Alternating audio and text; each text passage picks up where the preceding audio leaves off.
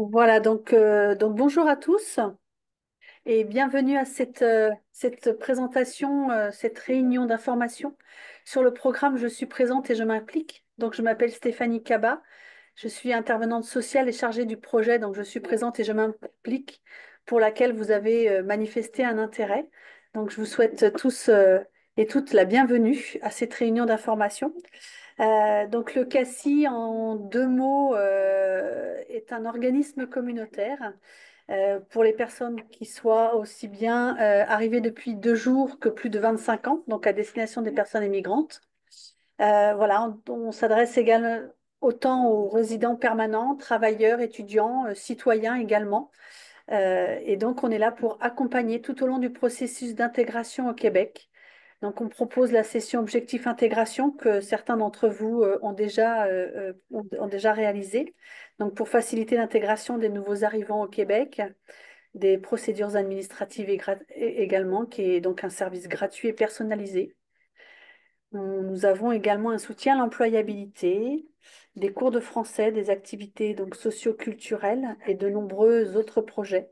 Donc, comme celui-ci, je suis présent et je m'implique.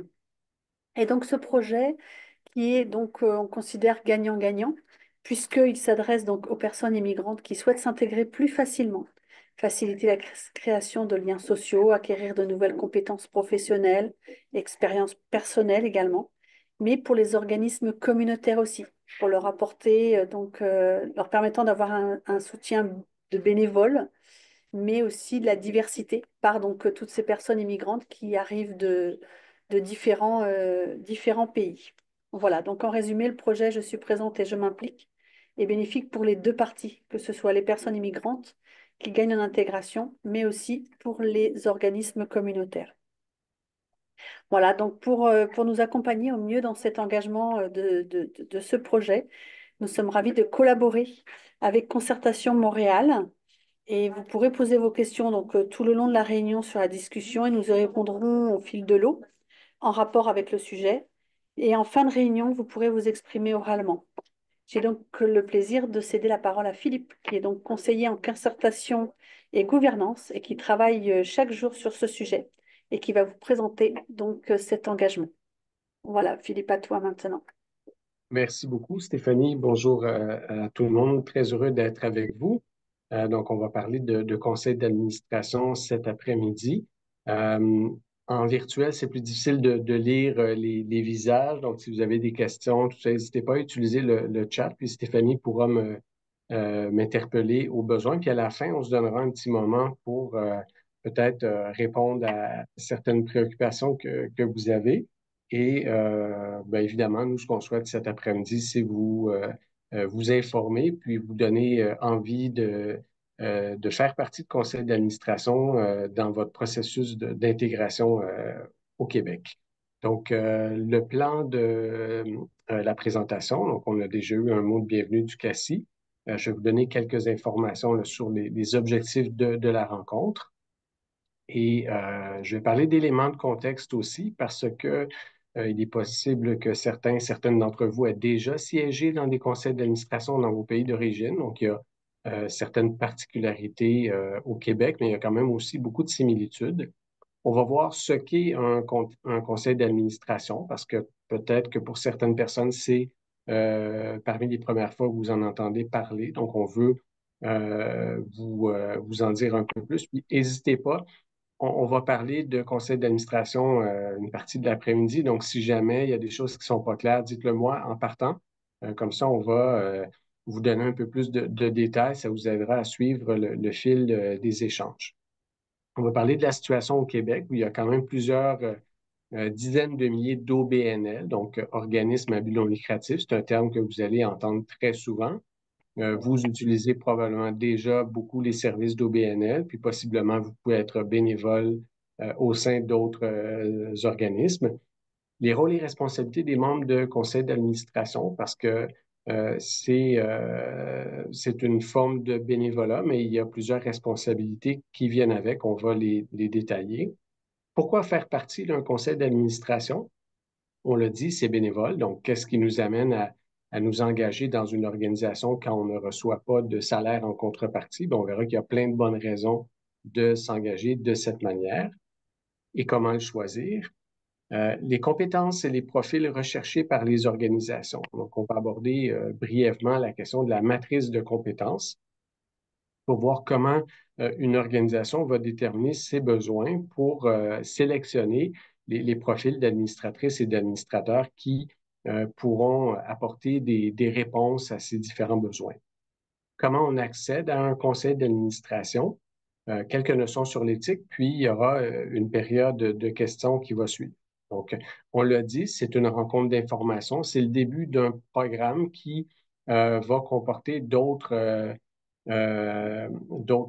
opportunités, d'autres contenus, que ce soit des outils qui seront partagés aux personnes intéressées, puis également l'accès à certains webinaires au mois d'octobre et au mois de novembre où on va donner la parole à des leaders engagés au Québec qui sont issus de groupes sous-représentés, issus de l'immigration dans ce cas-ci, qui vont nous parler de leur expérience pour voir un peu qu'est-ce qui les a amenés vers les conseils d'administration, puis bien sûr, si ils et elles ont des conseils à partager avec les gens qui, comme vous, envisagent de s'investir.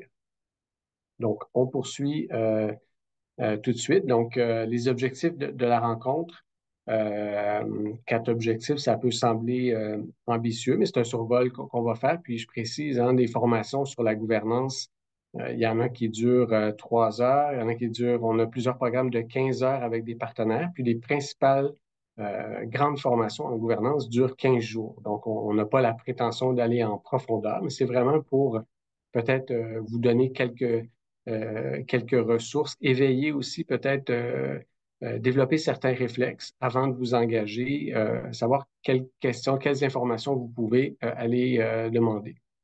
Donc, aller chercher quelques connaissances de base sur les conseils d'administration, présenter le projet je suis présent, présente et je m'implique. Stéphanie l'a déjà fait tout à l'heure, mais notre objectif, c'est vraiment de euh, disons, piquer votre attention, puis de vous inciter à vouloir continuer avec nous.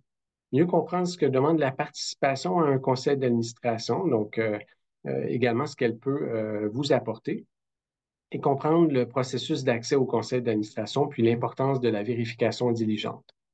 La vérification diligente, c'est un concept avec lequel on reviendra plus tard, mais c'est vraiment de savoir comment poser des questions avant de s'engager. Donc, avant de dire oui, on devrait s'assurer d'un certain nombre de points, d'une certaine compatibilité entre ce que l'organisation recherche et ce qu'on considère pouvoir apporter. Donc, quelques éléments de contexte importants. La taille de l'organisation, euh, donc, elle va avoir une incidence particulière. Il y a peut-être des gens ici qui siègent dans les conseils d'administration, puis lorsqu'on travaille avec une petite organisation, généralement, il y a moins d'expertise, moins de budget, moins de ressources humaines, puis ça amène les membres du conseil d'administration à participer davantage au quotidien, à la vie de l'organisation. Alors que si une personne siège dans un CA de grande organisation, là, elle va être davantage dans un rôle d'accompagnement stratégique. Donc, je vois des questions, ou en tout cas le chat qui s'anime. Stéphanie, n'hésite pas à m'interpeller s'il y a des questions qui méritent Oui, d'être tout traitées à tout de fait. suite. Non, non, mais là, c'est Gabri Monia qui visiblement a un sujet, un souci au niveau de son ordinateur, mais on lui enverra la présentation. Merci, Philippe. Parfait. C'est ça, comme on l'a dit, ça va être enregistré. Ce sera possible. Puis ça facilite la prise de notes aussi. Là, je pense que c'est préférable d'être à l'écoute de manière attentive plutôt que de prendre trop de notes. Si vous voulez, la présentation va être partagée, puis il y aura aussi l'enregistrement. Les membres du conseil d'administration ont une responsabilité légale. Donc, contrairement à d'autres types de bénévolat, quand vous êtes dans un conseil d'administration, vous engagez votre responsabilité. De là, l'importance de poser de bonnes questions avant de s'engager. Et également, il faut agir dans le meilleur intérêt de l'organisation. On va terminer avec quelques questions qui touchent à l'éthique, mais dans certaines situations, on peut se retrouver tiraillé avec d'un côté nos intérêts personnels et ceux de l'organisation dans laquelle on siège. Donc, il faut évidemment privilégier les intérêts de l'organisation. Le rôle du conseil d'administration donc, est d'abord stratégique. Mais on le verra dans le cas de petites organisations ou dans le cas des organisations que vous pourriez vouloir mettre en place. On a rencontré quelques personnes qui souhaitaient fonder une organisation. Ben, c'est sûr que d'avoir des employés rémunérés qui travaillent pour l'organisation, ben, généralement, ça peut survenir plus tard dans la croissance de l'organisation, mais ce n'est pas possible au tout début parce qu'on n'en a tout simplement pas les moyens. Donc, qu'est-ce qu'un conseil d'administration? Ben, ça, c'est quand même une question bien importante pour nous suivre cet après-midi. Vous en entendez souvent parler. Pour les gens qui sont allés dans des assemblées générales, ben, il y a toujours chaque année l'élection des membres du conseil d'administration. Donc, le conseil d'administration, c'est en fait l'instance suprême qui est généralement formée de bénévoles qui vont exercer un pouvoir décisionnel sur les grandes orientations et les actions de l'organisation. C'est sûr que les membres de l'organisation ont le pouvoir suprême en élisant les membres du conseil d'administration, mais ça se fait une fois par année. Par la suite, le conseil d'administration se réunit régulièrement pour un peu déterminer dans quel cadre la direction et les employés de l'organisation vont intervenir. Donc, c'est un rôle qui est extrêmement important. Le conseil d'administration doit s'assurer que l'organisation, elle, s'acquitte de ses obligations, notamment au niveau des normes du travail, et qu'elle atteigne les objectifs attendus. Lorsque l'organisation fait une demande de financement, généralement, c'est le conseil d'administration qui va signer la demande, donc qui va dire qu'il reconnaît qu'on approche un bailleur de fonds, un partenaire pour mettre en place un projet. Et l'ECA engage sa responsabilité pour dire, bien, on va travailler pour atteindre tel et tel résultat. Donc, les administratrices et administrateurs sont responsables et imputables des actions de l'organisation. Pour s'acquitter de ses responsabilités, bon, on peut mettre en place des comités. Il y a différents types de comités. On en verra quelques-uns. Donc, il peut y avoir des comités statutaires, donc qui sont créés et qui se réunissent de façon régulière, ou des comités ad hoc qui sont créés puis qui seront dissous lorsque le besoin ne sera plus là. Ça peut être lié à un événement particulier. Ça peut être dans des circonstances, par exemple, comme un déménagement, une planification stratégique ou autre. Les membres du conseil d'administration doivent euh, donc travailler avec les membres de l'organisation et les comités vont faire des recommandations au conseil d'administration. Mais le comité va alléger le travail du conseil d'administration sans nécessairement prendre les décisions qui vont quand même être amenées comme recommandations au CA, au conseil d'administration, qui lui, après, va trancher, dire si oui ou non il souhaite aller de l'avant.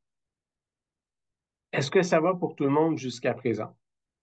Hein, s'il y a quelque chose, n'hésitez pas à nous le mentionner dans le chat. Là, on sait que bon, on est en fin d'après-midi. Des fois, les journées sont longues, donc on veut s'assurer que vous êtes bien avec nous. Au Québec, il y a beaucoup d'OBNL. Donc, il y en a, même en toute proportion gardée, le Québec est un des champions canadiens en termes d'organisation, ce qui n'est pas nécessairement toujours une bonne chose parce que ça veut dire qu'il y a beaucoup de petites organisations. Il y a des provinces où il y en a moins, mais c'est des organisations qui sont plus structurées, qui comptent plus d'employés. Et à ce moment-là, c'est plus facile d'opérer. Lorsqu'on a seulement 2 ou 3 employés, parce qu'on sait qu'il y a une immense majorité d'organisations au Québec qui comptent moins de 5 employés, des OBNL. Donc, ça veut dire qu'il y a beaucoup de travail qui doit être assumé par ces personnes-là. Et plus on a de gens qui travaillent à rechercher du financement, qui travaillent à l'administration, disons, de base de l'organisation, ben, moins il y a de gens disponibles après pour offrir des services directs aux populations. Donc, on estime à 380 000 le nombre d'administratrices et d'administrateurs au conseil d'administration au Québec. Donc, c'est énorme.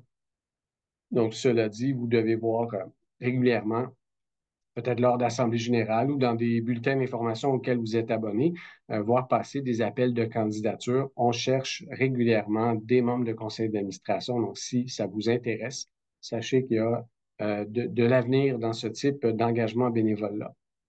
Donc, les OBNL, je l'ai dit, ont des conseils d'administration, mais c'est le cas aussi pour les coopératives, les sociétés d'État et beaucoup d'autres ordres professionnels et autres là, qui vont eux aussi avoir un conseil d'administration. Donc, c'est une obligation légale d'en avoir un et de le réunir. La plupart des conseils d'administration vont avoir de 7 à 11 membres.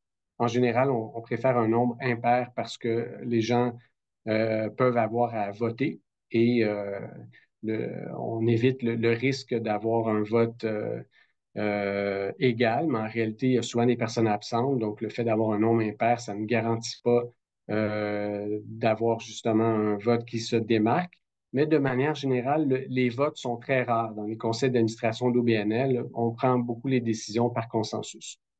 Et quand on est dans un conseil d'administration, bien, ça apparaît au registraire des entreprises du Québec. Donc, l'engagement que vous prenez, bien, c'est écrit en quelque part. Donc, je le disais, c'est une responsabilité légale. Puis après, s'il y a quelque chose, bien, le registraire des entreprises va communiquer avec vous. Donc, votre adresse va être publiquement accessible lorsque vous êtes dans un CA. C'est important de le savoir. Le rôle du conseil d'administration maintenant, donc, c'est un, euh, c'est un rôle de supervision par rapport, parce qu'on on le sait, il va y avoir dans bien des cas une direction générale qui fait le travail au quotidien. Le conseil d'administration n'est pas là pour gérer l'organisme, il est là vraiment pour mettre en place une structure puis prendre des grandes décisions qui, dans certains cas aussi, doivent aller en assemblée générale. Des fois, on doit aller chercher l'avis des membres. Par contre, lorsque c'est des décisions de moins grande importance pour mettre en place des politiques, procédures et tout, le CA peut le faire de façon autonome parce que c'est des pouvoirs qu'on lui a délégués. Par contre, si jamais on veut changer la mission de l'organisation, changer les statuts pour devenir membre, si on veut euh, même éventuellement mettre un terme à l'existence de l'organisme, là, il faut aller chercher l'autorisation des membres et aller en assemblée générale. Donc, c'est ça. Pour ce qui est du fonctionnement général, d'habitude, c'est le conseil d'administration qui va mettre en place un cadre. Et ce qu'on veut éviter, c'est qu'à chaque fois qu'on change de personne au conseil d'administration, mais que l'organisation change ses politiques, ses façons de faire tout le temps. Le conseil d'administration va mettre en place un cadre et on veut limiter le côté subjectif. On veut que les décisions soient prises dans une logique assez claire, qui soit comprise à peu près de la même manière par les futurs administrateurs qui vont éventuellement rejoindre l'organisation. Les responsabilités du conseil d'administration maintenant. Donc, j'en ai parlé tout à l'heure, mais s'assurer que l'organisme respecte et réalise sa mission. Ça peut sembler très clair, mais dans des situations où l'organisation peut être en difficulté financière, par exemple, il peut y avoir des fois une tentation de déborder un peu de la mission. Par exemple, si on a l'opportunité avec un bailleur de fonds qui nous dit, ah, si vous êtes prêt à faire tel type de projet, bon, ben, on va vous donner du financement pour le faire. À ce moment-là, ça peut être tentant, mais ça veut dire qu'on utilise des ressources, on utilise des, on travaille avec des employés qui sont consacrés à une mission, puis on leur demande de faire autre chose. Donc, à titre d'exemple, on pourrait, par exemple, avoir une organisation qui gère une banque alimentaire et qui dessert les populations d'un quartier. Et là, une autre organisation vient les voir, puis elle souhaite, par exemple, faire un projet qui vise à faciliter l'accès aux soins de santé des populations d'un quartier de Montréal. Donc, on pourrait dire, ben, si vous nous soutenez dans cette opération-là, on va vous financer. Et là, on quitte la mission de base de la banque alimentaire en alimentation, puis on se met à travailler pour autre chose qui peut être très important, mais qui n'est pas ce pourquoi l'organisation a été créée. Là, il y a un risque de ce côté-là, parce qu'une fois qu'on commence à faire ça, ben, on va s'éloigner de la mission de base et les partenaires qui nous financent, les autres acteurs sur le terrain, au niveau politique notamment, peuvent nous demander ce qu'on est en train de faire. Donc, le conseil d'administration, des fois, a un rôle de, entre guillemets, de chien de garde pour dire, ben non, là, ici, ça dépasse la mission qu'on a.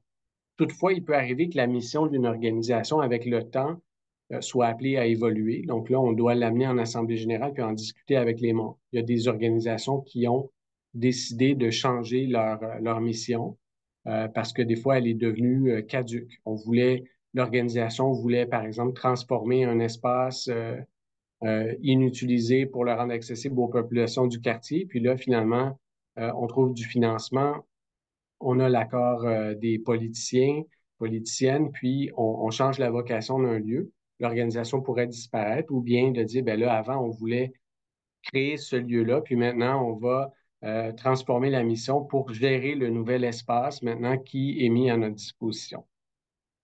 Parmi les responsabilités, s'assurer que l'organisme respecte les lois applicables, donc au niveau de la santé et de la sécurité, l'environnement, etc., euh, tout ce qui touche à la fiscalité également. Donc, généralement, les plus petits OBNL ne paient pas d'impôts, mais doivent quand même faire une reddition de compte. Donc, il faut s'assurer que c'est fait de manière en conformité avec les lois. Gérer les affaires financières de l'organisme, budget, dépenses. S'il y a une permanence, s'il y a des employés, évidemment, ça va être fait par la permanence, mais le CA doit exercer un rôle de contrôle pour s'assurer que on a déterminé quel serait le budget au début de l'année, puis on fait un suivi régulier. Donc, ça peut signifier, par exemple, que la direction valide avec son conseil d'administration si elle a les moyens de recruter du nouveau personnel pour répondre aux besoins de l'organisation. Mais avant de faire une embauche qui représente une dépense régulière dans l'organisation, et on va s'assurer que euh, c'est pas seulement à court terme qu'on peut l'assumer, mais que dans les années à venir, on prévoit avoir suffisamment de ressources financières pour supporter une personne de plus dans l'équipe. S'assurer de l'entretien des propriétés et des biens de l'organisme. Donc, il y a assez peu d'OBNL qui disposent de leurs propres locaux. Généralement, ce sera le cas des organisations les plus établies. On peut voir avec le CACI, entre autres, avec beaucoup de lieux d'organisations dans le milieu de la culture, mais de manière générale, les organisations sont locataires. Puis des fois, quand on commence une organisation, ben, elle n'est même pas locataire, elle n'a pas de bureau, pas d'installation, puis les rencontres se tiennent dans la cuisine du fondateur ou de la fondatrice. Donc, c'est souvent comme ça que les choses vont démarrer. Embaucher des cadres supérieurs ou même des bénévoles, parce que des fois, je le dis, il n'y a pas d'employés. Donc, le conseil d'administration, généralement, on va dire, il y a un seul ou une seule employée qui relève du conseil d'administration. S'il y a une directrice générale ou un directeur général, ce sera cette personne-là ou un coordonnateur. Puis ensuite, cette personne-là s'occupe d'embaucher son équipe et elle gère les relations de travail. Donc, le conseil d'administration n'est pas oui, c'est considéré comme l'employeur des employés de l'organisation, mais au quotidien, c'est la direction qui s'en occupe.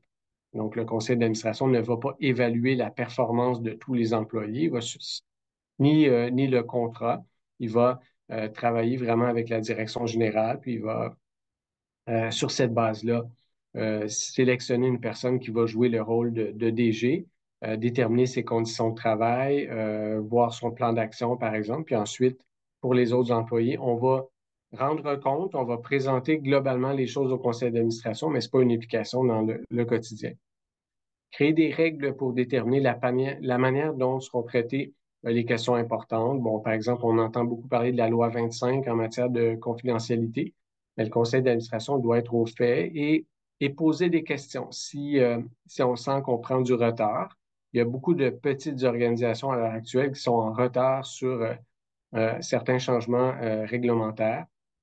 Donc, il faut y aller étape par étape, mais il faut s'assurer, par exemple, si on est en retard, ben, qu'on prévoit du temps, qu'on prévoit des ressources financières également pour se conformer à des nouvelles règles. Je l'ai dit tout à l'heure, donc on veut avoir des règles aussi qui vont permettre de limiter peut-être le côté subjectif d'avoir une personne qui quitte, qui est remplacée par une autre. On ne veut pas que chacun teinte trop le conseil d'administration de sa vision personnelle. Conserver tous les registres.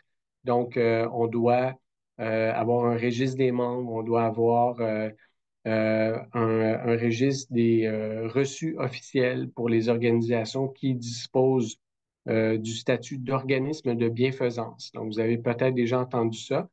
Quand on parle d'un organisme de bienfaisance, donc c'est un OBNL en général, mais c'est une organisation qui est reconnue par l'Agence du revenu du Canada et qui peut émettre des reçus pour fin d'impôt. Qu'est-ce qu'un reçu pour fin d'impôt? Bien, c'est un reçu qui permet à la personne qui a fait un don de voir une partie de son don déductible d'impôt. Donc, en réalité, ce que ça veut dire, c'est une forme de subvention parce que le gouvernement fédéral va redonner de l'argent aux donateurs. Donc, les organismes de bienfaisance coûtent de l'argent euh, au, euh, à la population canadienne. Donc, on doit s'assurer que les dons sont remis conformément à la loi. Et c'est une organisation, si vous êtes dans un conseil d'administration d'une organisation qui est un organisme de bienfaisance, bien, il y a des responsabilités additionnelles que vous avez, notamment au niveau de la reddition de comptes. Et si ces registres-là ne sont pas bien gérés, ben, c'est à vous aussi de poser des questions puis de voir comment mettre en place un système pour corriger la situation. Parce que ça arrive, il peut arriver que vous rejoigniez une organisation, puis à la lumière des éléments dont on va parler dans le cadre de l'atelier ou plus tard dans le programme Je suis présent et je m'implique, ça se peut que vous vous disiez, ah ben dans la formation qu'on a suivie, on nous disait qu'il fallait faire ça, mais je constate qu'on ne le fait pas dans l'organisation. Ben, à ce moment-là, vous allez peut-être pouvoir amener des changements au sein des organisations où vous irez. Donner aux membres l'accès aux informations reliées aux affaires de l'organisation. Euh, Lorsque les gens viennent en assemblée générale, ils doivent avoir un aperçu on va leur présenter les états financiers, on va leur présenter un rapport d'activité, leur dire un peu quels sont les grands éléments sur lesquels on a travaillé dans le courant de l'année.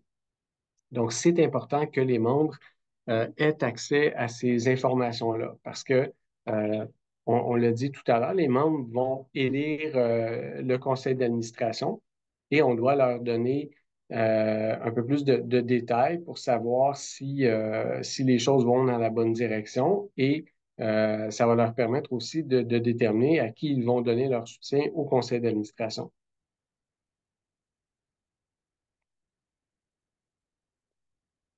Pourquoi faire partie d'un conseil d'administration? Ça, c'est une très bonne question, puis faut y penser aussi parce que euh, c'est un mandat qui dure quand même au moins 2 ans. Donc, les conseils d'administration, dans la plupart des cas, cherchent des administratrices et administrateurs pour 2 ans, idéalement renouvelables parce que, contrairement à un milieu de travail, hein, un conseil d'administration, on estime à peu près à 100 ou 150 heures de travail dans l'année qu'on va offrir à l'organisation. Ça peut impliquer peut-être 8 réunions de conseil d'administration, des rencontres de comité, de la lecture de documents, suivi de courriels. Donc, si vous allez à une rencontre de conseil d'administration, puis il y a des éléments qui vous échappent, bien, la prochaine rencontre va sans doute être dans 5 ou 6 semaines. Alors qu'au travail, il y a quelque chose qui n'est pas clair. Le lendemain, on en discute, on clarifie le tout. Donc, pour cette raison-là, on espère que les gens vont rester plus d'un mandat pour mieux comprendre l'organisation puis jouer plus activement leur rôle au conseil. Quand vous arrivez, on ne s'attend pas à ce que dès les premières rencontres, vous soyez pleinement opérationnel et contributif. Il y a toujours une période d'observation au départ pour mieux comprendre la dynamique et savoir un peu plus euh, comment vous allez pouvoir vous positionner, quel type de contribution vous allez pouvoir apporter. Donc, pourquoi faire partie d'un CA? Tout d'abord, c'est pour appuyer une organisation dont la mission vous tient à cœur. Quand on va dans un CA, généralement, on choisit une cause qui nous touche, que ce soit par nos expériences personnelles, nos expériences familiales, des services qui sont utilisés par nos enfants, qui servent à la population de notre quartier. Donc, on va généralement soutenir une mission en donnant du temps. On peut mieux comprendre le fonctionnement d'une organisation aussi. Je pense aux gens qui peut-être sont arrivés depuis moins longtemps au Québec, mais même là, beaucoup de gens même qui sont nés ici n'ont pas toujours cette vue-là d'ensemble. Quand on travaille, des fois, on est très, très cantonné sur des dossiers précis et en étant dans le conseil d'administration, par tout ce qu'on discute autour de la table, ça donne une perspective au niveau ressources humaines, communication, au niveau de la gestion, au niveau du financement, des relations avec la communauté. Donc, c'est très, très, très vaste. Pour partager et développer votre expertise, donc ça, c'est un élément qui est clé. On va dans un conseil d'administration parce qu'on sait qu'on peut contribuer. Il n'y a personne qui a envie d'aller dans des réunions qui durent des heures après vos journées de travail pour réaliser qu'on n'est pas en mesure de faire une différence ou d'appuyer l'organisation. Donc, on veut vraiment partager une expertise puis se sentir utile. Renforcer son sens politique et sa capacité d'influence. On a beau être le meilleur dans son domaine, autour d'une table de conseil d'administration, il y a des notions stratégiques qui entrent en ligne de compte. Vous allez toujours le constater. Euh, Autour de la table, il y a des gens, on ne sait pas vraiment pourquoi, mais on les écoute plus. C'est des gens qui vont des fois intervenir à la fin, quand tout le monde s'est exprimé, puis qui sont en mesure de faire tourner la direction du vent, puis amener le conseil d'administration ailleurs. Donc, ça, c'est ce qu'on appelle le sens politique. Ça n'a rien à voir avec la politique officielle. Là. C'est vraiment plutôt des habilités à comprendre les enjeux, puis à amener les gens à se mobiliser autour de certaines grandes questions. C'est très utile au conseil d'administration, mais c'est très utile ailleurs aussi. Donc, développer ce sens politique-là, puis sa capacité d'influence, c'est important. On apprend aussi, par exemple, quand on fait des suggestions dans un conseil d'administration, on va généralement préparer le terrain. On va demander peut-être l'avis à quelques membres du conseil d'administration pour éviter d'arriver avec une suggestion sans avoir un peu pris la température et sans avoir validé si les gens étaient vraiment ouverts à ce type de suggestion-là. Pour développer et diversifier le réseau, ça, c'est un élément qui ressort très souvent, particulièrement si on arrive au Québec ou à Montréal sans nécessairement avoir un grand réseau. Et des fois, notre réseau, il est très homogène. C'est des gens de notre communauté ou c'est des gens de notre entreprise qu'on côtoie à tous les jours, mais au conseil d'administration, ça vous amène à rencontrer des gens qui travaillent dans plein de domaines différents, qui viennent de différents quartiers montréalais, voire de différentes régions du Québec. Et c'est un plus ça, pour vos réseaux personnels et professionnels.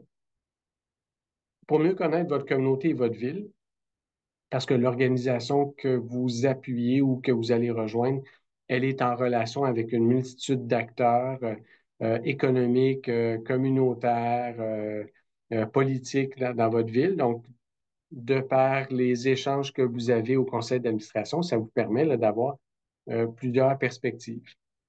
Et évidemment, il y a plein d'autres raisons pour rejoindre un conseil d'administration. Donc, je pense que c'est propre à chaque personne. Puis en général, quand on discute avec des gens pour savoir qu'est-ce qui les a amenés dans un conseil d'administration, il y a plein de belles histoires qui ressortent. De notre côté, on fait beaucoup d'événements de jumelage où on invite des organisations à rencontrer des candidats. Et dans bien des cas, ben, on ne peut pas savoir, la personne, elle présente son curriculum vitae, son parcours professionnel, mais en réalité, elle a peut-être fait du piano ou de la danse dans sa jeunesse. Peut-être la personne joue dans une équipe sportive, puis ça ne sera pas mentionné, mais ça va évidemment teinter ses champs d'intérêt, puis l'amener à aller vers un conseil d'administration qui travaille sur ces questions-là. Donc, je l'ai dit tout à l'heure, on choisit d'abord une mission et une cause.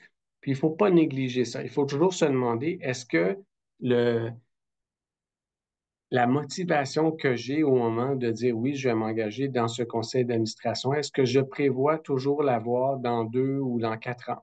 Est-ce que l'été, ça va? On voyage à vélo, il fait clair encore à l'extérieur à 18 heures, puis on peut aller après le travail dans des conditions relativement agréables à une rencontre qui se déroule en soirée.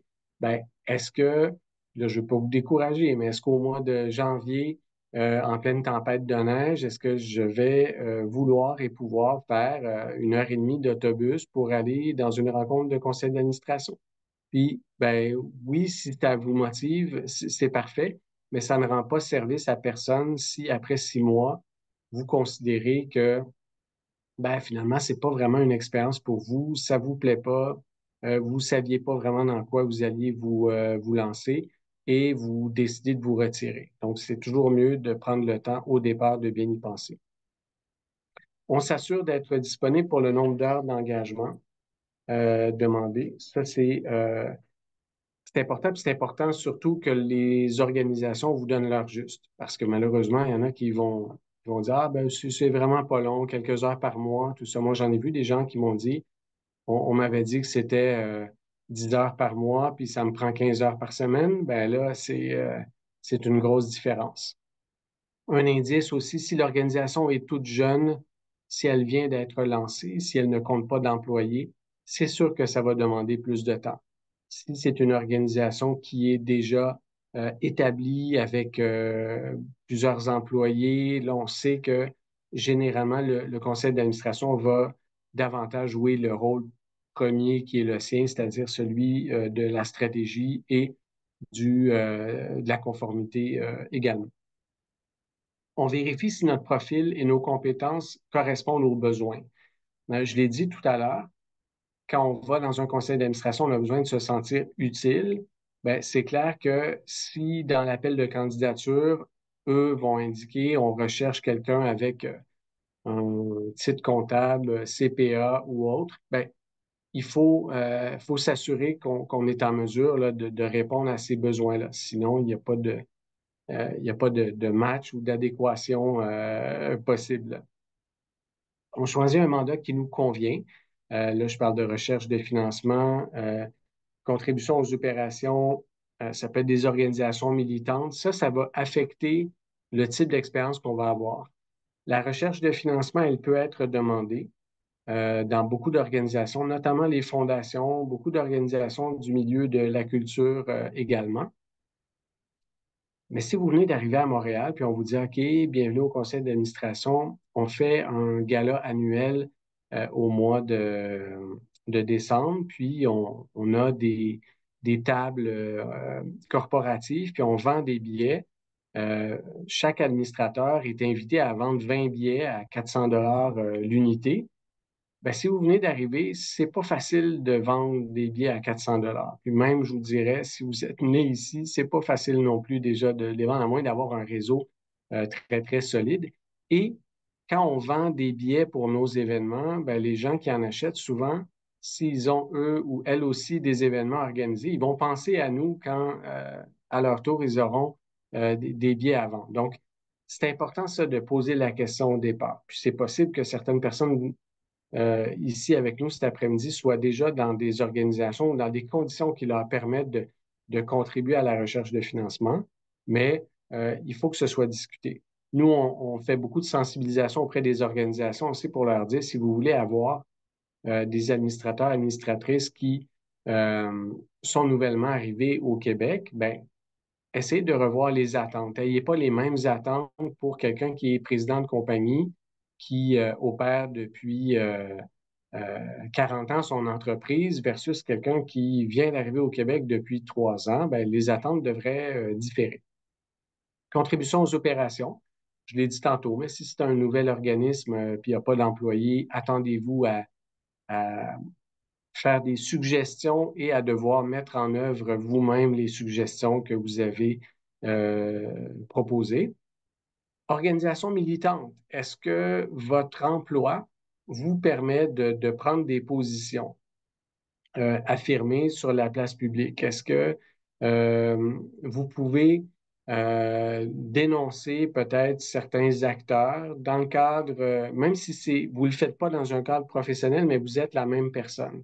Puis votre employeur, des fois, peut ne pas être à l'aise à l'idée que vous soyez dans un conseil d'administration qui, sans mener des actions illégales, mais va faire, par exemple, de la désobéissance civile ou avoir des actions, faire des coups d'éclat. Donc ça, on va en parler un petit peu, là, mais il faut s'assurer avant de dire oui à un conseil d'administration que notre employeur sera pas, que ça pose pas de problème et vice-versa. Des fois aussi, si vous êtes dans une organisation, ça se peut que le conseil d'administration n'accepte pas votre candidature parce qu'on considère, par exemple, vous travaillez pour une compagnie pétrolière, puis vous voulez rejoindre une organisation en environnement, ben, probablement qu'il y a quelqu'un qui va lever un drapeau pour dire, ben, on s'expose. Si jamais on fait ça, probablement qu'il y a il y a des membres, puis il y a des gens, à juste titre, qui vont questionner le choix que nous avons fait.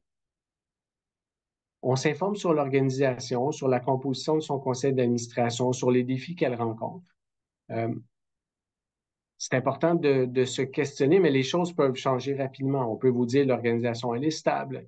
Elle a le même partenaire financier depuis 12 ans qui donne à peu près le même montant chaque année. La direction générale est bien en poste. Mais il peut arriver que vous rejoigniez le conseil d'administration, puis 3 mois plus tard, ben, vous devez déménager parce que le document, le bâtiment a été est passé au feu ou bien le propriétaire reprend son bâtiment. Le directeur ou la directrice générale qui était là depuis longtemps a des problèmes de santé, doit quitter. Vous devez recruter, ce n'était pas prévu.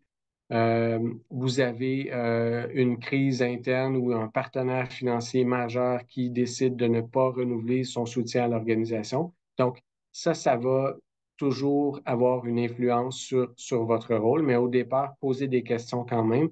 Ça va vous aider à déterminer si l'engagement demandé est considérable en termes d'heures à consacrer, puis de voir aussi quelles sont les compétences requises. Peut-être qu'en vous présentant la situation, vous allez dire, ben, je suis peut-être pas la bonne personne pour soutenir l'organisation, ou au contraire, on vous présente une situation, puis même une crise, puis ben, il y en a qui aiment ça, gérer des crises, il y en a qui aiment ça, aller dans le feu de l'action et partager leur expérience, des gens qui sont bons en relations publiques, par exemple, qui vont pouvoir aider à travailler un peu le message, puis à permettre à l'organisation de se relever d'une situation difficile pour en sortir grandi. Donc, on s'assure d'être admissible selon les critères de l'organisation. Donc, l'organisation va avoir généralement des règlements généraux. Les règlements généraux, Euh, c'est un document qui est produit par l'organisation qui va déterminer, par exemple, qui peut être membre de l'organisation. On va déterminer également comment on peut se présenter au conseil d'administration, comment se déroulent les assemblées générales, les questions de quorum, l'année financière. Donc, c'est des grandes questions importantes qui vont structurer l'organisation. C'est un peu comme sa constitution. Et on va dire dans ce texte-là qui peut être admissible pour être membre ou administrateur. Donc, si en partant, vous ne pouvez pas vous qualifier comme administrateur, ben, ça règle la situation. Là, vous ne pouvez pas aller plus loin. On veille à ne pas se trouver en situation de conflit d'intérêts. Donc, il peut arriver, par exemple, que vous êtes dans une organisation concurrente, soit employé ou au conseil d'administration. Votre conjoint, votre conjointe travaille pour l'organisation ou pour un de ses prestataires de services, ses fournisseurs importants. Ça, c'est des éléments à considérer. On en parle à la maison et au travail. Il y a la question de la disponibilité.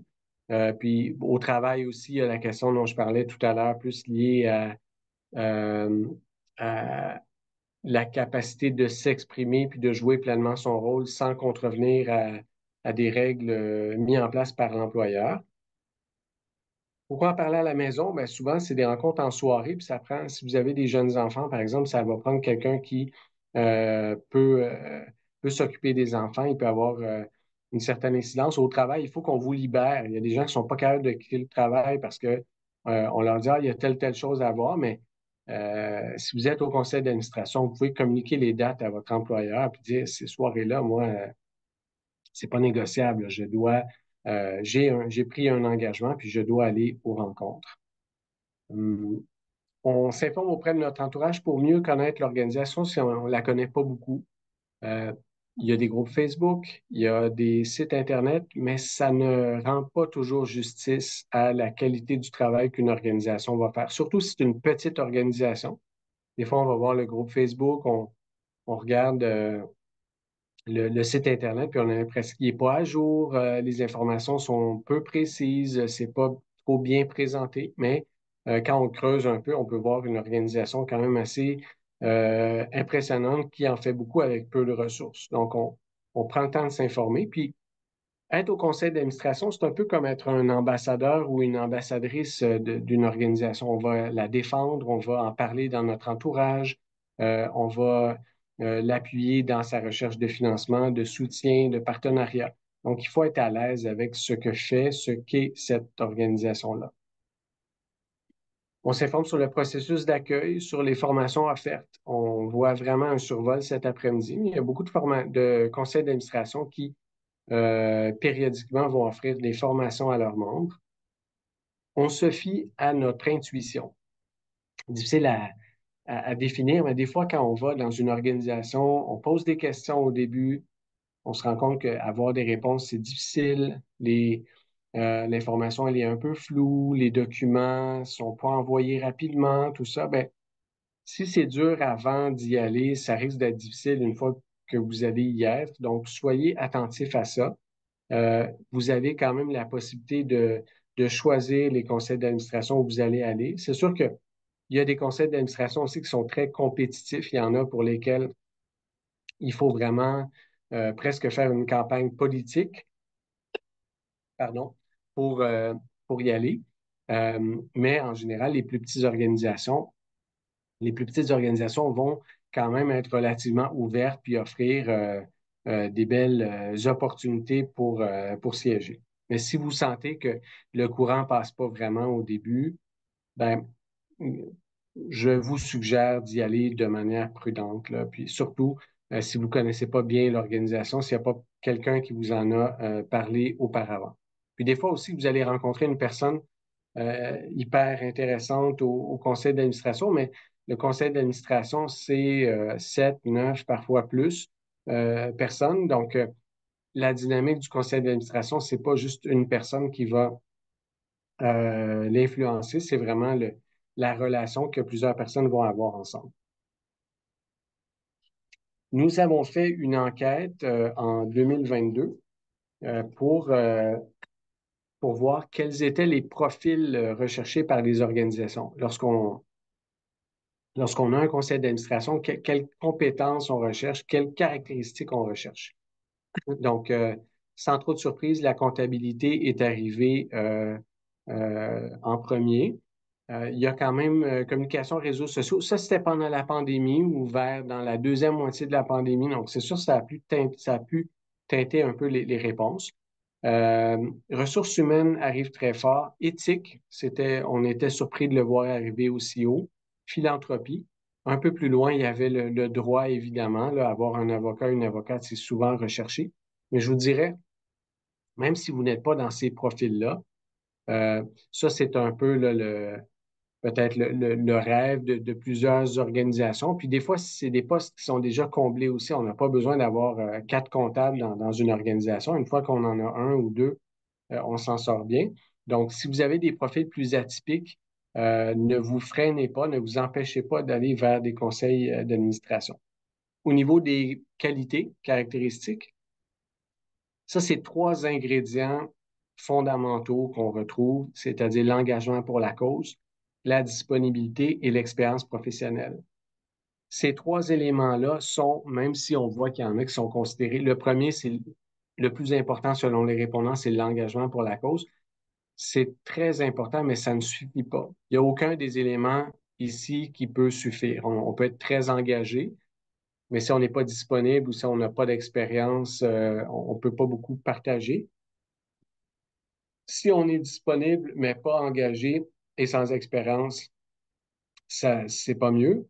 Et l'expérience professionnelle, il y en a beaucoup qui recrutent parce que la personne a un gros poste, elle a une belle expérience. Mais si la personne n'est pas disponible ou si elle n'est pas suffisamment engagée, à ce moment-là, ben, c'est un potentiel qui va rester insuffisamment exploité. Donc, il faut vraiment retrouver les trois ingrédients pour qu'ils puissent avoir une contribution positive. Et beaucoup de conseils d'administration ont des difficultés au niveau de la mobilisation, c'est-à-dire que le conseil d'administration, quand on lit les biographies des membres, on dit, waouh, vraiment, quelle qualité autour du conseil d'administration, mais dans les faits, les gens sont occupés. Il y en a qui sont dans trop de conseils d'administration, donc qui sont pas capables de bien s'engager.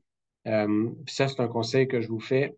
Limitez le nombre de conseils d'administration où vous siégez parce que ce n'est pas utile là, de disperser son énergie dans 5 conseils d'administration. Ça va juste rendre votre vie compliquée. Vous allez manquer de temps, puis vous n'allez pas pouvoir offrir une belle qualité de participation.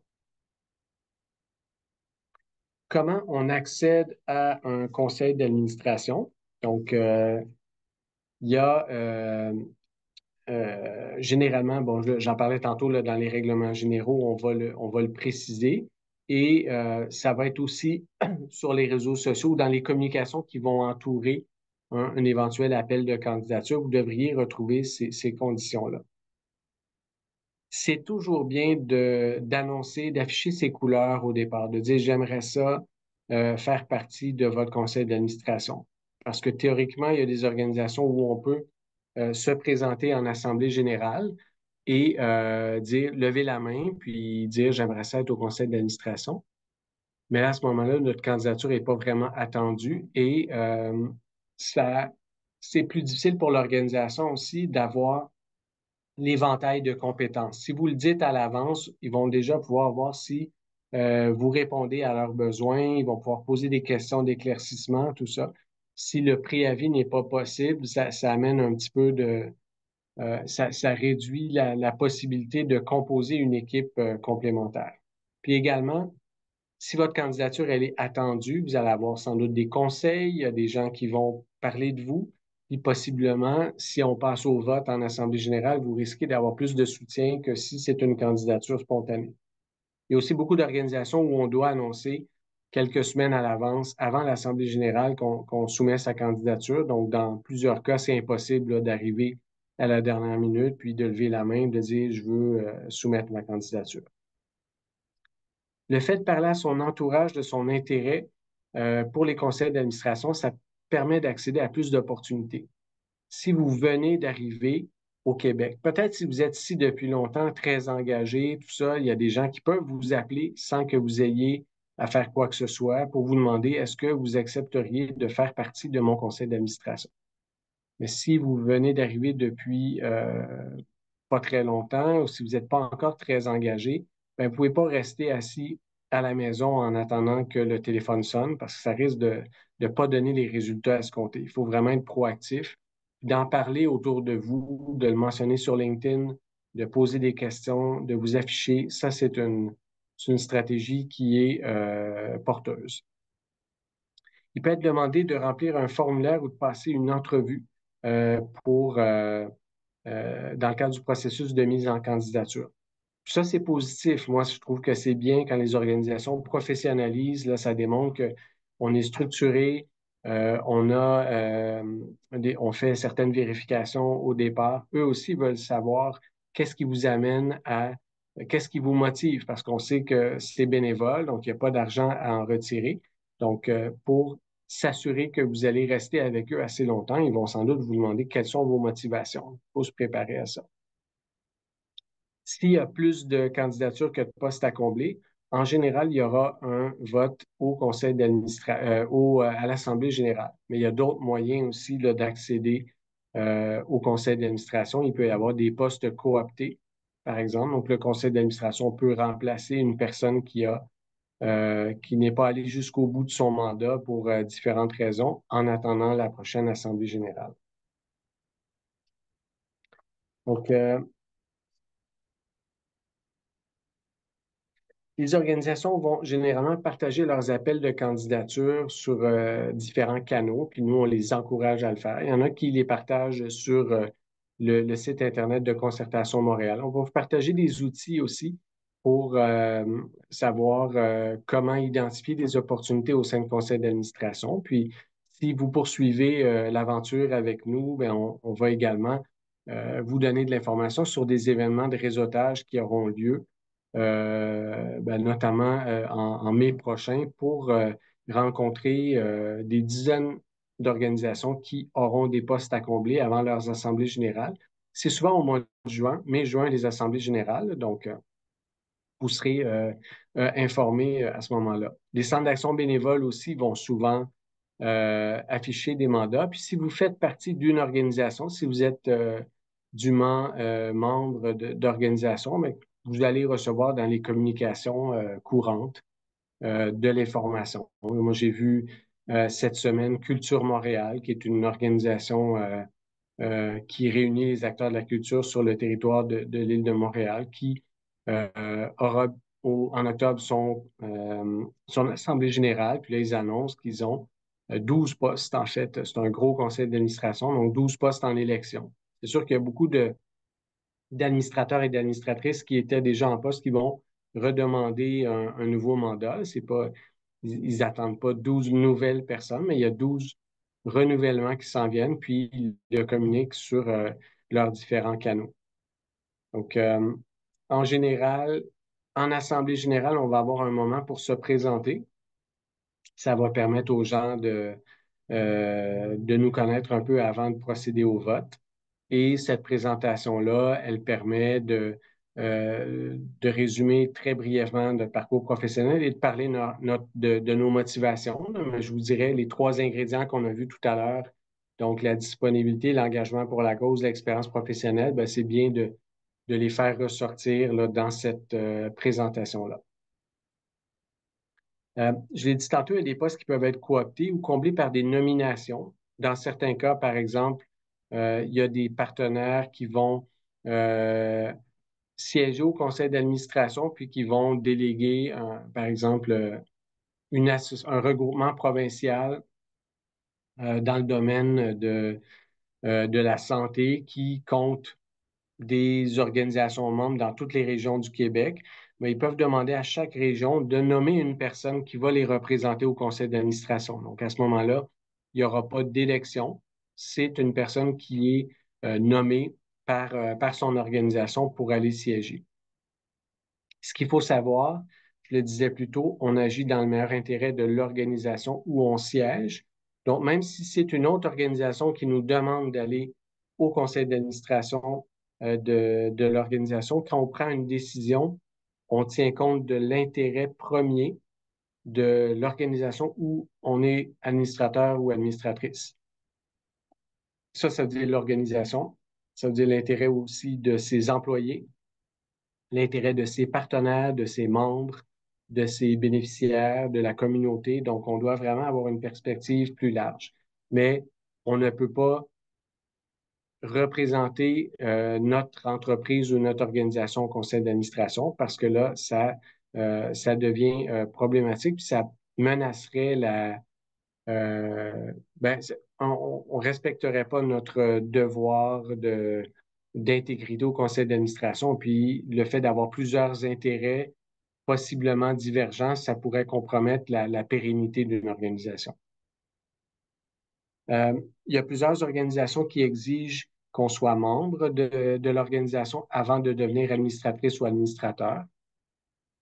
Il y a des organisations qui ont un membership ouvert. Donc là, tout le monde peut faire une demande. Il y en a d'autres. Par exemple, à Concertation Montréal, les gens doivent faire une demande qui est présentée au conseil d'administration et il y a un comité qui va évaluer si les organisations se qualifient comme membres. Dans notre cas, les personnes morales peuvent être membres, mais pas les personnes physiques. Donc, il n'y a pas d'individus membres de notre conseil d'administration.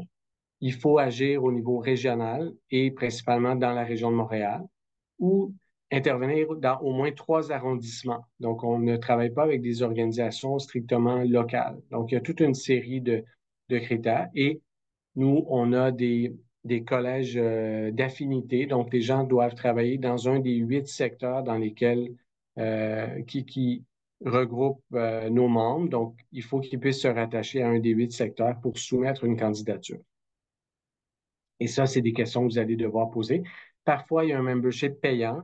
Dans bien des cas, beaucoup d'organisations communautaires, s'il y a un membership, c'est assez symbolique, là, ça peut être de quelques dollars.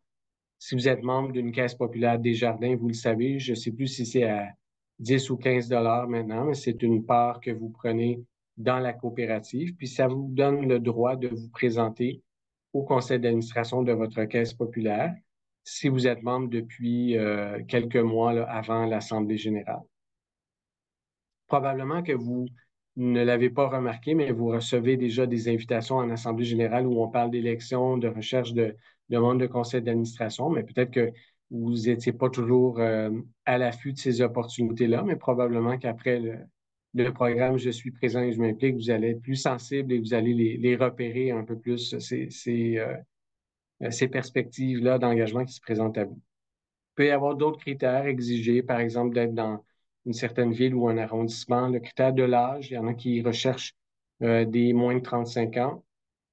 Il y a des CA qui peuvent aussi avoir des sièges réservés pour des personnes issues de communautés ethnoculturelles pour enrichir les échanges, pour s'assurer d'avoir plusieurs points de vue autour de la table.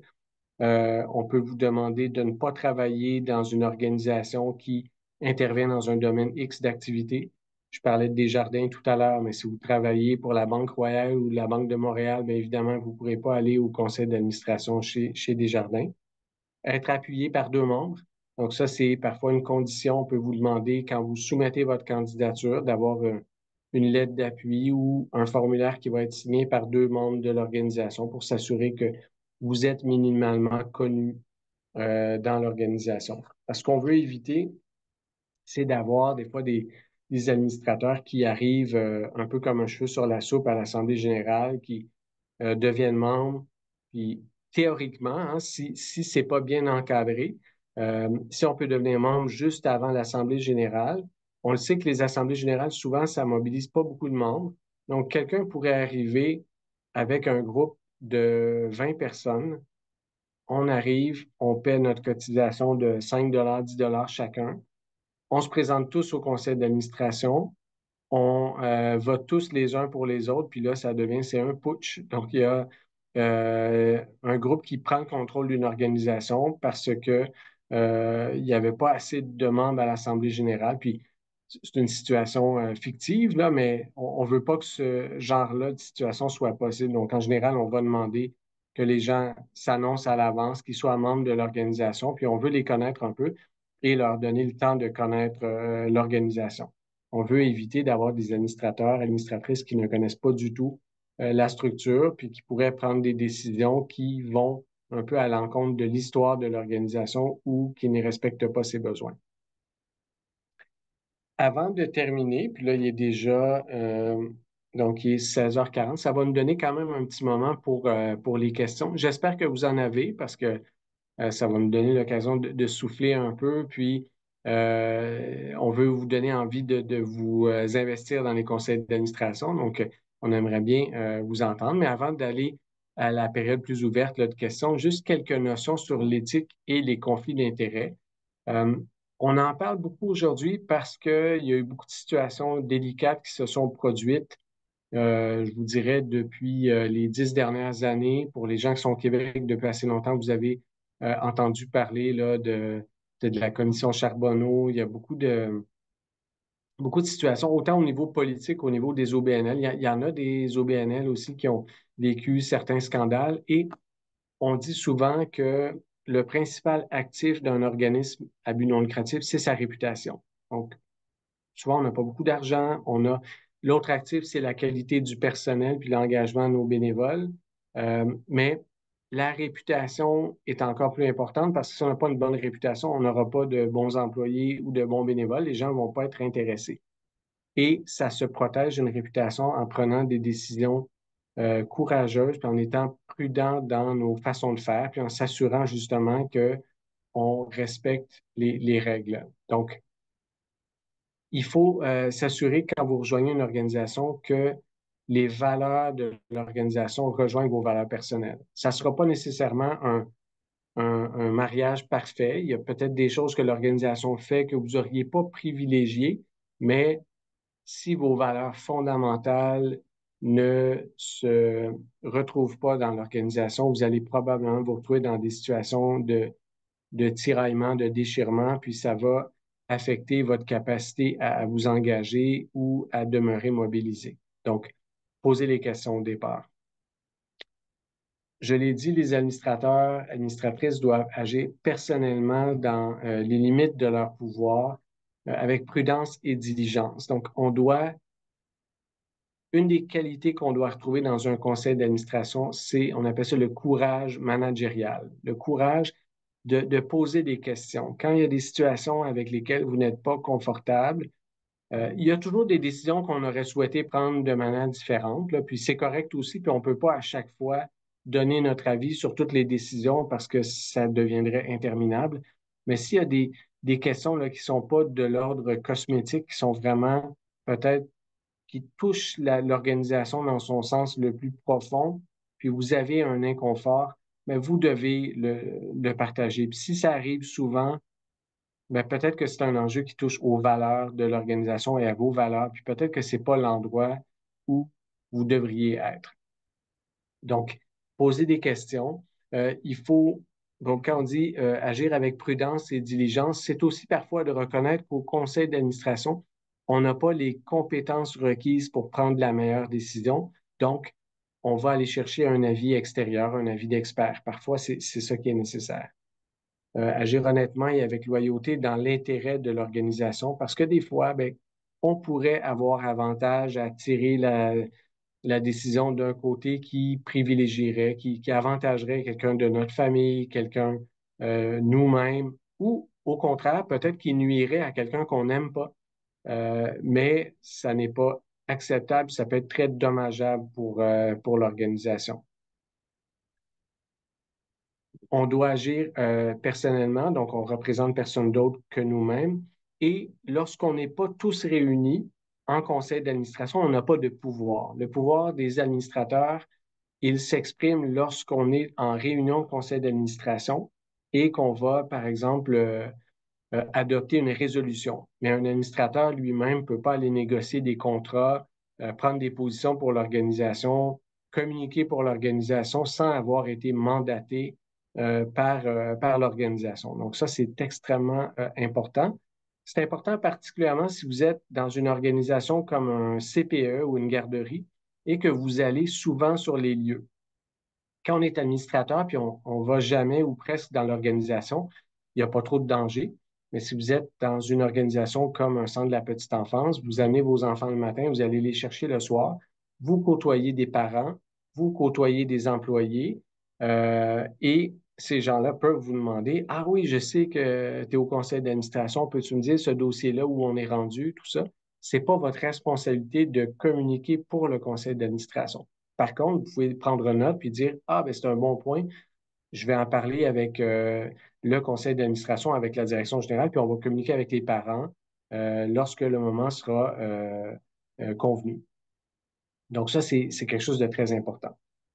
Au niveau du Code civil, parce qu'il y a ça dans plusieurs textes légaux, il y a des textes qui engagent la responsabilité des administrateurs. Donc, on va dire euh, que l'administrateur doit éviter de se placer dans une situation de conflit entre son intérêt personnel et ses obligations d'administrateur. Donc, il doit dénoncer à la personne morale tout intérêt qu'il a ou qu'elle a dans une entreprise qui serait susceptible de le placer en situation de conflit d'intérêt. Ça veut dire quoi?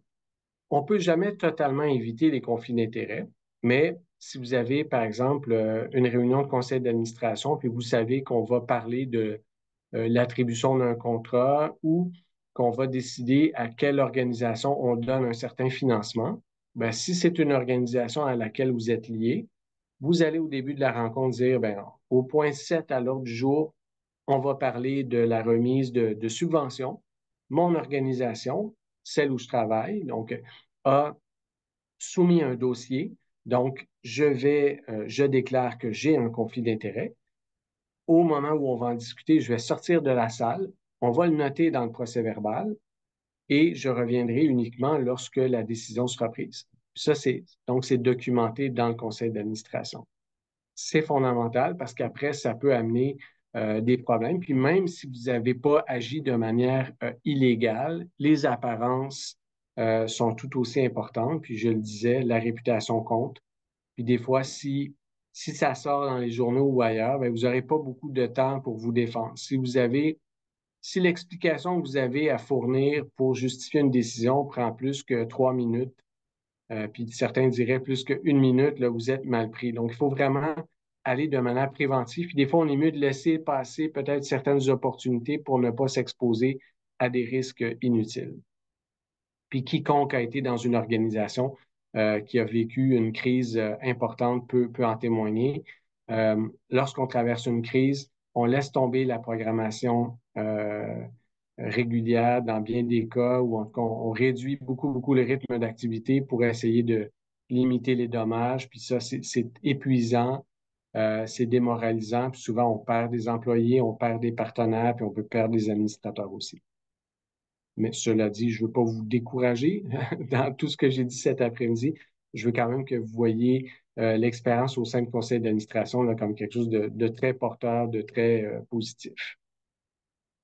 On arrive à la période de questions. Donc, je vais désactiver la présentation. Je vois déjà qu'il y a une main levée. Vous allez avoir, comme on disait, la présentation qui va vous être partagée et vous allez en savoir plus là, sur le programme. On va communiquer avec vous pour vous dire quelle est la suite. Donc, j'arrête le partage. Et on va maintenant. Oui, je veux bien que tu le laisses quand même le partage si tu veux avec la Oui, dernière OK, diapo. Ça permet d'avoir les OK, informations. Je te remercie, Philippe. parfait. Et on va écouter Youssef. Bonjour. Bonjour, merci beaucoup pour la présentation. Donc, j'ai, disons, une question ou deux questions.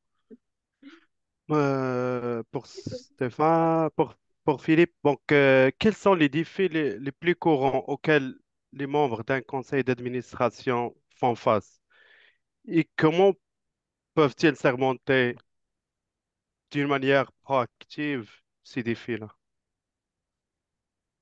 C'est une excellente question. C'est une question qui pourrait nous amener à prendre une partie de la soirée, mais je pense que je vais juste remettre la dernière diapo.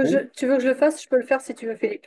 Je l'ai, non, c'est ça, parce que j'étais rendu trop loin dans la présentation.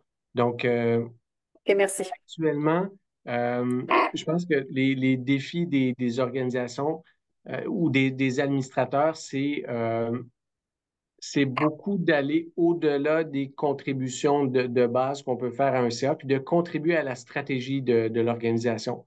Ce qu'on voit, c'est que tout le monde est obligé, les organisations sont obligées d'avoir un conseil d'administration. Puis des fois, on utilise le CA vraiment pour signer des résolutions de base, puis vraiment pour respecter en fait un cadre légal. Mais le CA n'est pas toujours amené à développer des nouvelles idées, puis à mettre au défi dans un sens positif la direction générale en l'amenant peut-être à voir des options différentes qui n'ont pas été envisagées au départ.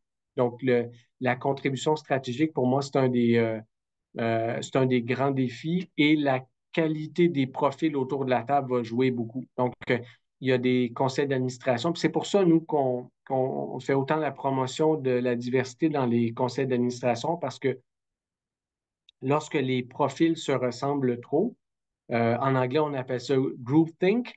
Donc, c'est la pensée unique. Les gens se ressemblent tellement que les décisions sont prises rapidement. On trouve des consensus. On a l'impression que tout le monde est d'accord, mais c'est juste parce qu'on avait peut-être des angles morts, puis il y a des situations qu'on n'a pas suffisamment pris le temps d'évaluer. Donc, en ayant un conseil d'administration avec des gens de différents profils, différents horizons, en général, on va identifier peut-être des obstacles et ça va nous permettre d'éviter, par exemple, que ce soit au moment de la mise en œuvre d'un projet qu'on réalise qu'il y a quelque chose qui ne fonctionne pas. Dès l'étape de la conception, on est en mesure d'anticiper certaines problématiques puis d'apporter des correctifs, ce qui permet de gagner du temps puis de dépenser moins d'argent. Donc, je pense que ce rôle-là stratégique, c'est un des défis parce que le train-train quotidien des organisations. Des fois, on a tendance à aller un peu sur le pilote automatique puis à rester dans des rôles très, très de base, mais qui sont nécessaires, mais qui ne sont pas gratifiants pour les administrateurs puis qui donnent pas beaucoup de valeur ajoutée à l'équipe de direction. Je ne sais pas si ça fait un peu si ça répond, oui. Merci beaucoup, Philippe, pour la réponse. Et une petite dernière question. Comment un membre du conseil d'administration peut-il maximiser son impact au sein d'un conseil, tout en respectant ses obligations légales et éthiques de son rôle? Ben, je pense qu'au départ, c'est sûr que pour maximiser son rôle, de faire plus qu'un mandat, je pense que c'est une manière de gagner en influence parce qu'au début, on apprend à connaître l'organisation, bien se renseigner, lire les documents existants, discuter avec d'autres membres du conseil d'administration aussi, de vraiment s'imprégner de. C'est une grosse courbe d'apprentissage au départ, mais lorsqu'on on utilise tous les outils disponibles, je pense que ça nous permet plus rapidement d'avoir une compréhension des enjeux.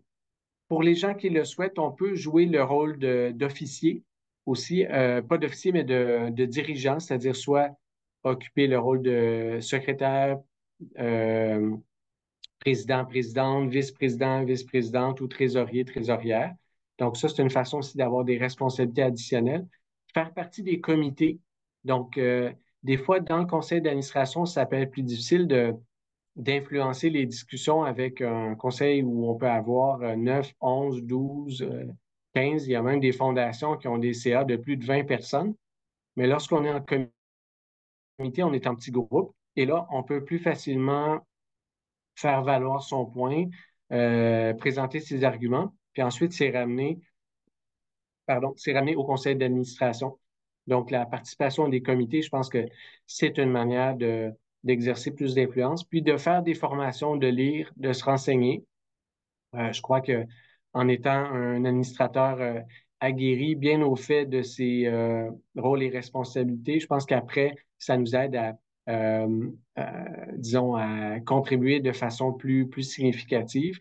Peut-être un dernier point, ben, entretenir aussi des bonnes relations avec la direction, éviter la microgestion. Donc, quand on est trop dans les opérations, quand il y a déjà une équipe en place, ben, si on est trop dans le détail, là, on perd du temps, puis on perd en crédibilité aussi, là, parce qu'on voit des conseils d'administration, des fois, qui passent des heures à discuter de banalités, puis des points qui touchent l'avenir de l'organisation, bien, on a l'impression que c'est réglé en 5 minutes, là. Merci beaucoup, Philippe. C'est Bienvenue. clair, merci. Merci Youssef. Est-ce qu'il y a d'autres participations, d'autres questions? Non? Non, bah, Philippe, c'était tellement de grande qualité que tu vois, ça, on a bien compris les choses. Comme tu l'as bien indiqué, on va également avoir deux webinaires là sur cet automne. Donc, on reprendra contact. Et dès demain, je vais vous envoyer également un questionnaire de satisfaction. Bah, écoutez, s'il n'y a pas d'autres questions, moi je voulais te remercier aussi Philippe pour cette prestation. Ah, je ne sais pas, Simon Pierre, est-ce qu'il y a une question? Je vois une vidéo qui s'allume. Non? Ok. Donc, te C'était très remercier. clair de mon côté. Ah, Vraiment, Philippe a très bien expliqué. Je suis satisfait. c'est gentil, merci Merci beaucoup. beaucoup, Simon. Aussi, peut-être rappeler, si vous souhaitez m'envoyer une invitation sur LinkedIn, moi, je suis assez actif, je partage beaucoup d'informations. On l'a dit aussi, je ne sais pas, Youssef, si vous l'avez vu passer, mais il y a des bourses actuellement pour des programmes de formation en gouvernance. Je pense que Stéphanie, ça avait été partagé Oui, déjà, mais on pourra les repartager parce qu'il y a on des va échéances qui continuer, oui. arrivent début octobre. Donc, si vous voulez m'envoyer une invitation LinkedIn, ça va me faire plaisir là, qu'on connecte nos réseaux parce qu'il y a toutes sortes d'opportunités qu'on partage de façon régulière. Et je pense que c'est extrêmement positif de voir l'intérêt que vous avez pour vous engager. Puis il y a d'autres types, il y a les conseils d'administration, mais on peut donner de son expertise de plein de façons différentes.